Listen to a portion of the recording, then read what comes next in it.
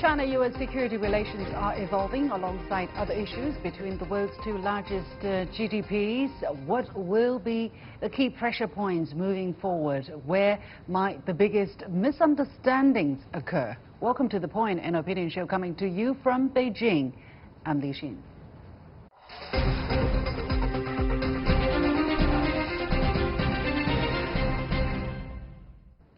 The Sino-American relationship has been marked by friction on several fronts, from the trade war to Hong Kong, from Huawei to Taiwan. Washington has been seeing China as a competitor and rival. What does that mean in terms of security? What are the greatest security concerns between the two sides? Moving forward, how will security relations evolve in 2020? I'm pleased to be joined in the studio by Dr. Richard Weitz, Director of the Center for Political Military Analysis at the Hudson Institute, a leading think tank in Washington, and Victor Gao, Vice President of the Center for China and Globalization. Gentlemen, welcome to The Point. So let's start straightforward. What, Dr. Weitz, is the biggest security concern that the United States is perceiving coming from China? Right. I wouldn't say there's one core. I mean, there's the general issue of a rising China and how the U.S. and other countries are adopting it. But there are certainly some critical issues that we're going to need to deal with this year. Probably the most... So you're saying China in general is a security concern to the United States? No, it's a security issue in the sense that the U.S. is trying to manage, and many of the issues of concern to the U.S. concern either China or third countries where China is very influential. So I would say in the former category of the China-U.S. relationship, a very important issue for the Trump administration is how to adopt the Cold War era arms control structure to now adopt the new conditions in which China is a growing military power. So in the past, most of these arms control agreements would be between the Soviet Union or Russia and the U.S. Now there's an effort in the Trump administration to bring China into that structure. And then what does that mean for the overall relationship?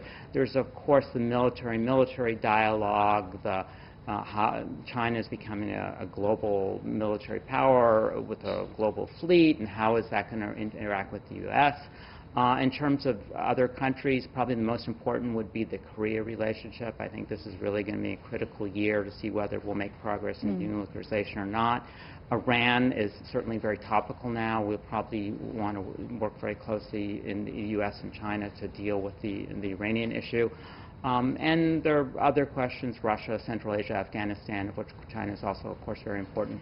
So if I'm going to ask you to use one adjective, one keyword to describe the security relations between the two sides, what word would you use? Is it complex?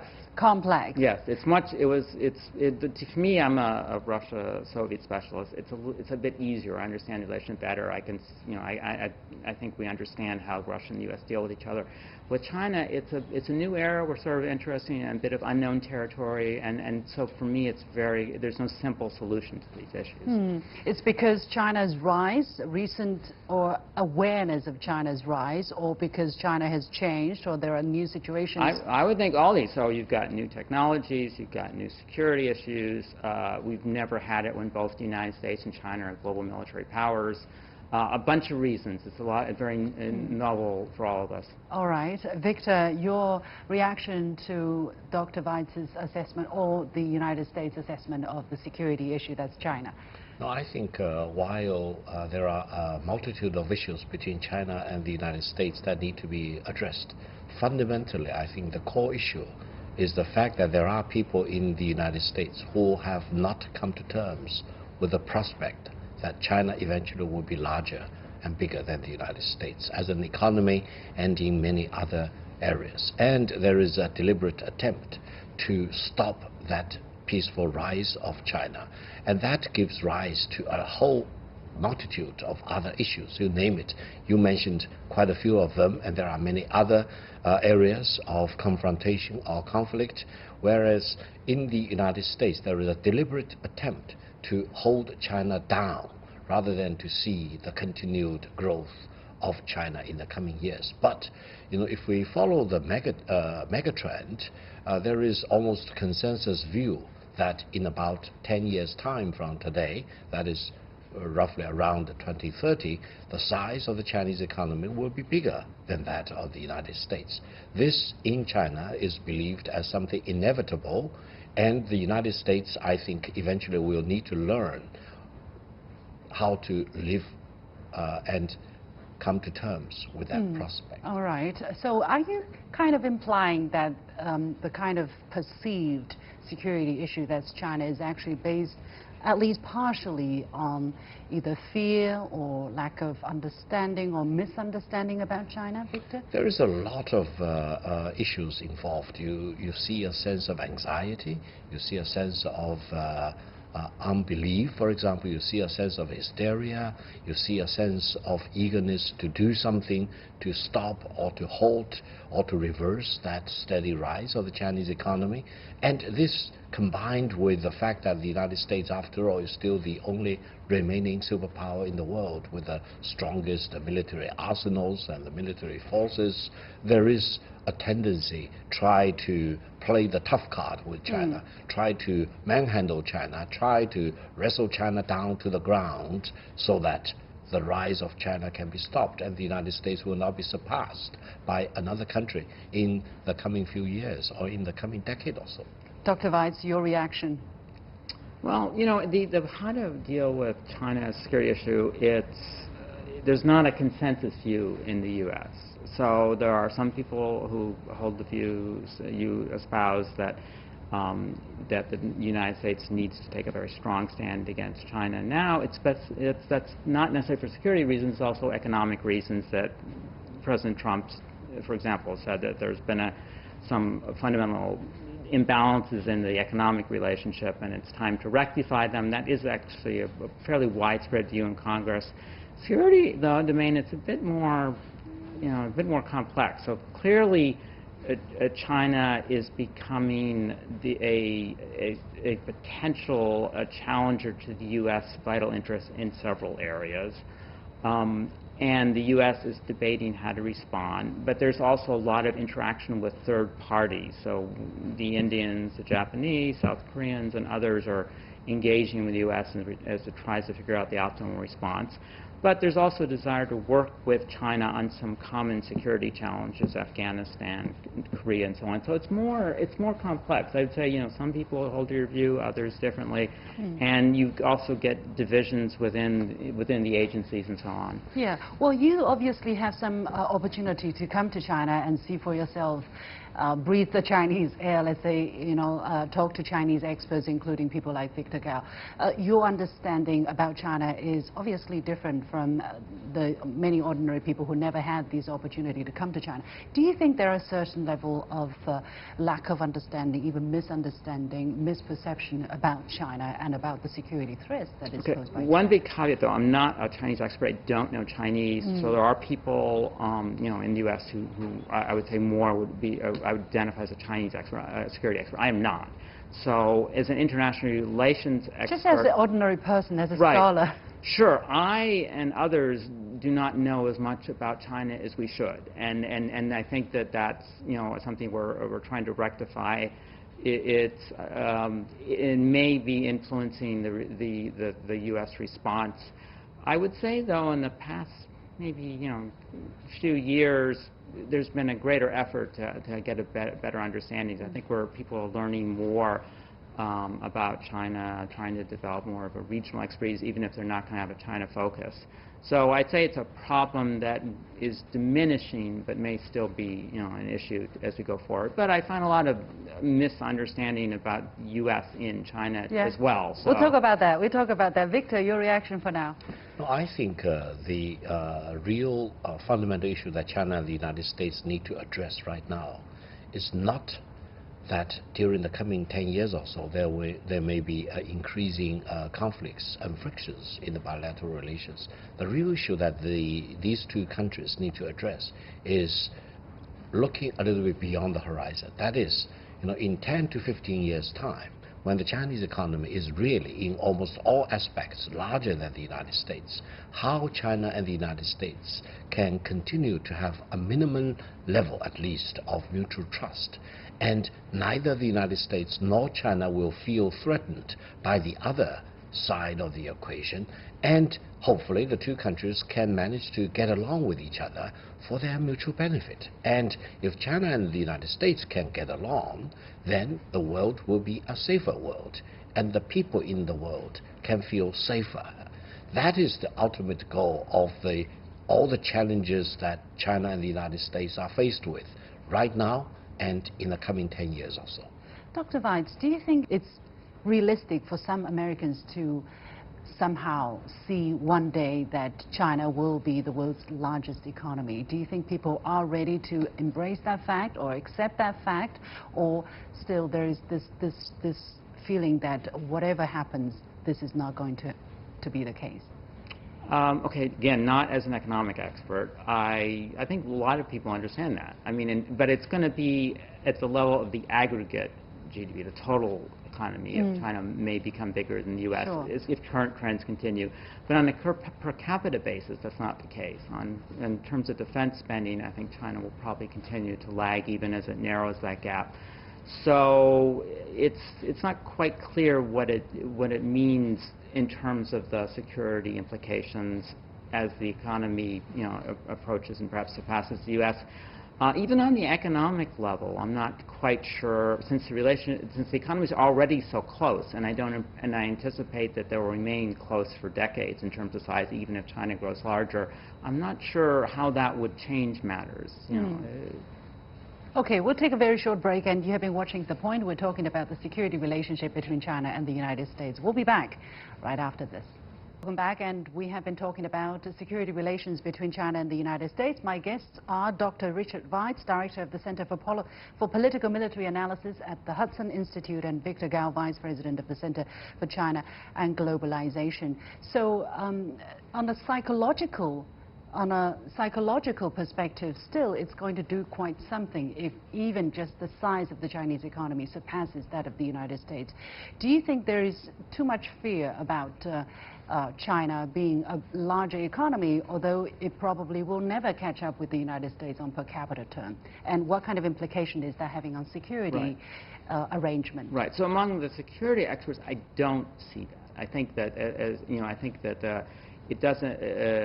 I think there's an understanding that China's economy could well become the largest in the world, but it doesn't necessarily follow that that is going to cause a major upheaval. I mean, the world's a little different now than in the past, in the sense that the economic size was such a decisive factor. For example, both China and the U.S. have nuclear weapons, so that's going to fundamentally shape the relationship. The U.S. has an alliance network that China doesn't. So maybe if the Chinese economy is larger than the U.S., if you start throwing in Japan and other countries in the U.S. total, the U.S. still has more economic resources at its disposal. So again, I have not seen the focus that Victor is discussing about what a devastating impact that would have for the U.S. if it doesn't have the largest world economy. Victor, would you like to add something? I personally believe at present and in the coming 10 years or so, it is more important to increase the mutual trust and confidence between Washington and Beijing. And if the mutual trust and confidence is more and more eroded, then you really will have a more serious issue beyond the time when China becomes a larger economy than the United States. Purely from the Chinese perspective, I think the rule of the game should be that yes, China will continue to develop. It's unstoppable, it's inevitable, and the Chinese economy will be larger than that of the United States. But even at that time, China still does not want to become a threat to the United States. China wants to live peacefully and get along with the United States, not only in the South China Sea area, not only in East Asia area, but the whole world at large. But the problem right now is that there is not a very serious interest in the United States to reciprocate this version of how to look at the future as the Chinese version, and there is really tension points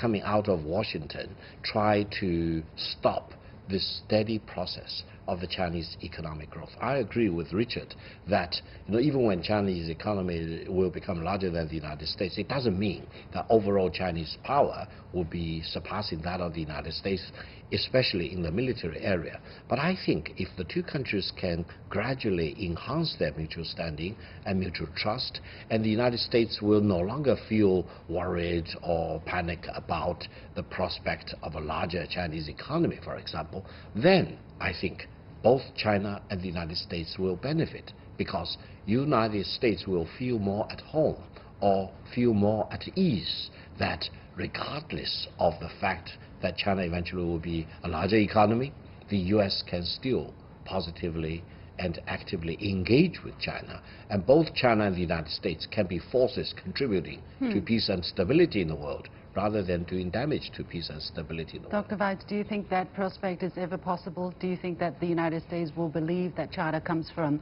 such a positive intention, and that deepening mutual trust and exchanges will do both sides good? Yeah, I've never been someone who thought that the mutual distrust was a big factor. So the U.S. can cooperate with countries it doesn't trust if there's mutual interest involved.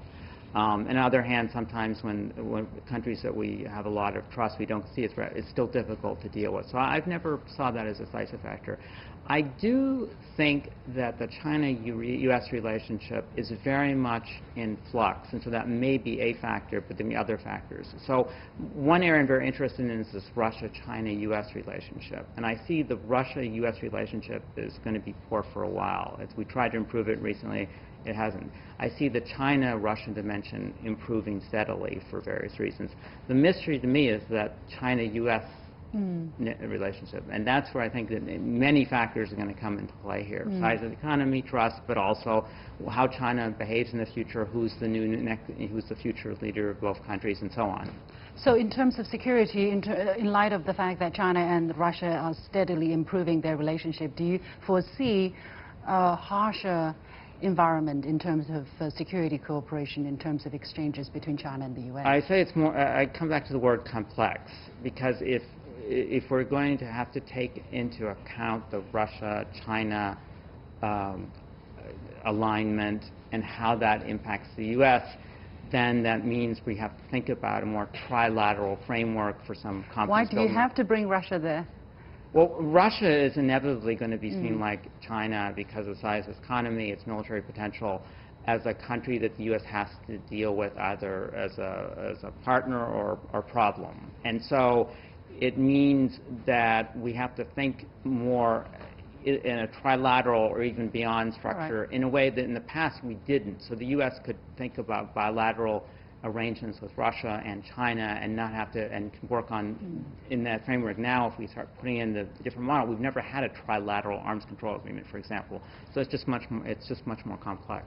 Victor, having Russia being the pieces also in the puzzle, in the picture, is that how China sees it as well? Is that fair on China's part? How should China react to such couple of points. First of all, the trilateral relations involving China, the United States, and Russia will always be important, especially because Russia is truly another military superpower. And I think even though its economy has been dwindling quite significantly, its overall resources are there, its land mass are there, and its military power is there. So I think Russia is really punching above its waistline, but it is a significant force to be engaged in. And I think from the Chinese academic perspective, it is also puzzling and quite of a mystery to see how this Russia factor is constantly coming to insert itself into the U.S. domestic and international relations. You know, the in terms of China or just affecting the United States? The Mueller report, the impeachment, as we see right now, the Ukrainian issue, you name it, you see the Russian shadow somewhere, one way or another, in this administration's domestic or international affairs. And I think China is not completely in the know about what exactly is the relations between President Trump or President Putin, but I think the whole world is very curious to know more about what exactly that Russia and the United States are up to. I think the professor is absolutely right. the overall relations between Russia and the United States in recent years is actually declining rather than improving. However, we do not know what's exactly behind the scene between the two presidents of Russia and the United States, and what exactly is the innermost thinking about the strategic issues in the world. Okay. And the whole world need to be aware of more facts. All right, Dr. Weitz, any reaction you want to respond? Yeah, it's not evident to me that whatever the personal relationship between President Putin and President Trump, it's affecting U.S. policy. So at the level of the policy level, in terms of U.S. efforts to put sanctions on Russia, build up military forces to defend Europe from potential Russian threats, that is proceeding as you know, more. It's been continuing despite whatever President Trump and President Putin agree with. So I think that it's pretty transparent to me that that relationship is bad, and I don't see anything immediate that's going to change it, the relationship between the two countries. All right. We still have a couple of minutes. I want to come back to what Dr. Weitz mentioned about misunderstandings about the United States by the Chinese people. Maybe you would want to give one example, and maybe we can help, I don't know, to put out our side of the story, the Chinese side of the story. Well, yeah. You know, there's a bit of a sense that the U.S. is preoccupied with, for example, the Chinese economy and how that threatens the U.S. I think it's a bit more stovepipe in the U.S. So there are a lot of people concerned with the economic issue, and there's a broad consensus that the relationship needs to be restructured, needs to be better IT protection, and so on. And you were well familiar with these issues. But for other people focused on security issues, there's a lot of, I think, misunderstanding about what the U.S. has been doing in Iran and Korea and so on, that often attribution of malign motives to the U.S. when I don't think that's appropriate in some of these issues. Victor? Well, I think one misconception that there may be in China about the United States is that while many people believe that the Chinese economy eventually will be getting larger than that of the United States, the misconception is that by definition the Chinese overall wealth or strengths may be larger than the United States. I think the reality will be further away from this misconception. Why? I think in many areas the United States probably will always be ahead of China. For example, in terms of fresh water, in terms of arable land, in terms of the very advantageous geopolitical positions. For example, the United States only has two land neighbors, Mexico and Canada, whereas China has 14 land neighboring countries. Much more complicated geopolitical situations that China will always face for many hundreds or thousands of years to come. So I think from the Chinese perspective, we need to have enough respect for the United States as a country, as a superpower, as a country commanding a lot of resources, and then the innovation spirit in the United States is unprecedented. And I think China has a lot to learn from the United States, regardless of whether it is today or 15 years later or 100 years later. And that gives me belief and hope that China and the United States eventually need to get along with each other well.